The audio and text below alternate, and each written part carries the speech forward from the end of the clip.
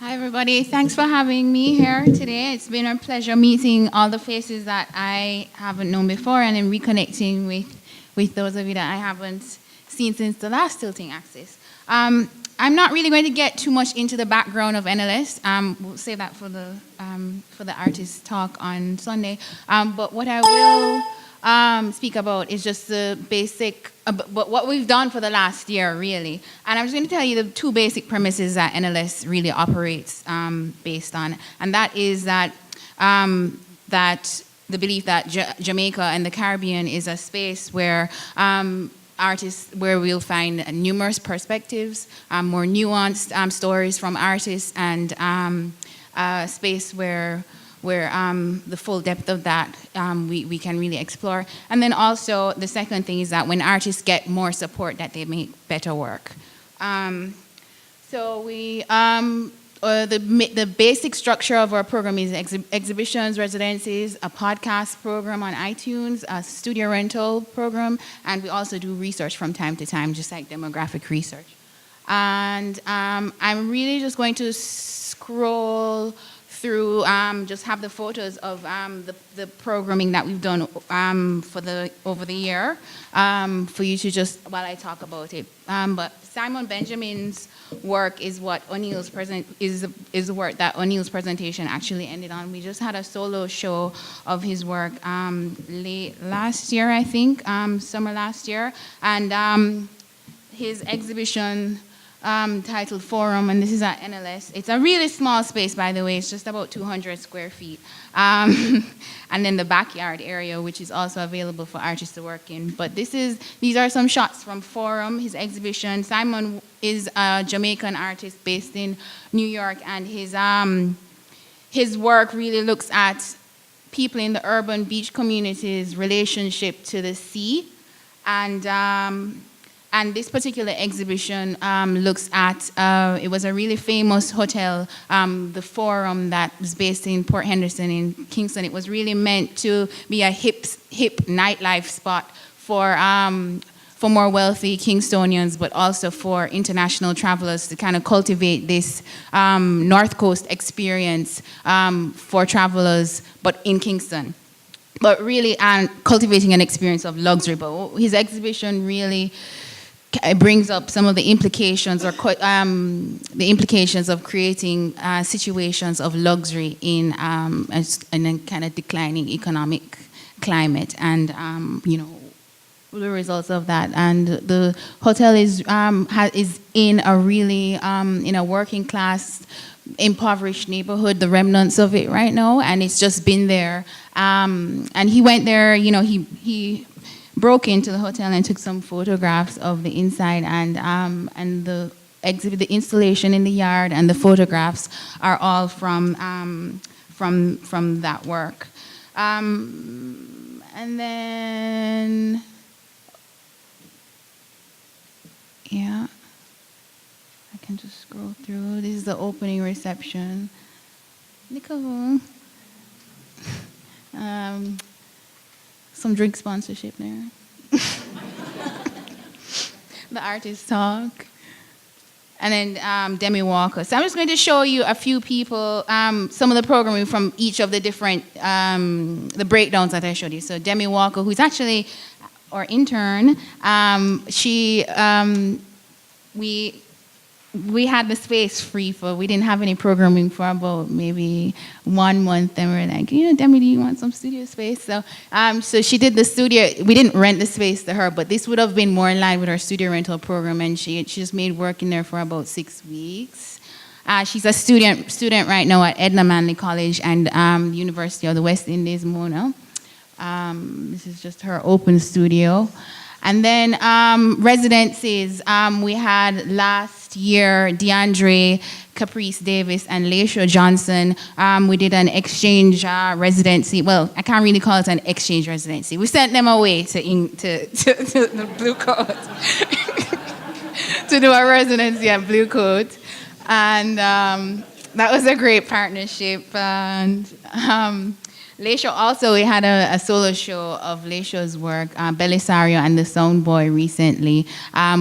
This particular exhibition was a little bit larger than our or actual space could facilitate. So we rented out another venue for it. But these are photo sculptures and paintings that were part of the exhibition. Okay, so let me just use this opportunity to talk a little bit about his work. Actually, I did write some notes. Yeah. So Belisario and the Soundboy uses the work of Isaac Mendez, Belisario, and other artists in that era as a counterpoint to the music of Vibes Cartel, dancehall artist Vibes Cartel, to really raise questions of power, hierarchy, subjugation, and legitimacy that are really present and relevant to our contemporary society in Jamaica. And this one, And this exhibition, I included this particular exhibition in here too, because this exhibition is like so many things manifest for us, right? Because Leisha had rented studio space from us a couple years ago. We did the Blue Coat residency. He participated in that partnership that we did with Blue Coat. And then he had this solar exhibition, which has been several years in the making, if you even look back at some of the pieces that from his studio visits.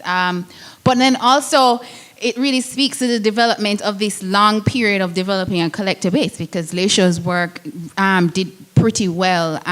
It's probably one of the few exhibitions that we've had where we can actually track like the work that we've done and also how that kind of translates into developing collectors. And Rosanna McLaughlin, I'm very happy to really be able to talk about Rosanna's residency at NLS, because to me, this residency also comes out of the work that from the first tilting axis, really. Let me go back a little bit. Rosanna is a British, London-based artist, not artist, but writer. She was an artist. She's now a writer and a curator, and she actually ran a space in London as well.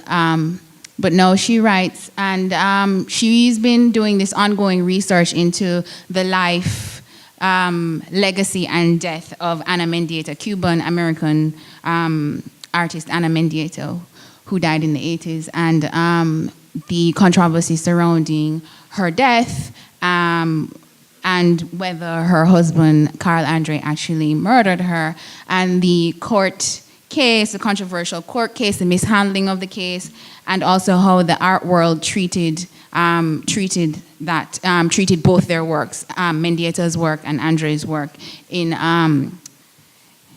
light of the case. And Rosanna really used the residency to dig deeper into that, but also to contextualize it into larger conversations. And we actually didn't plan at first, because she was using the residency to do research. We didn't plan at first to do an exhibition.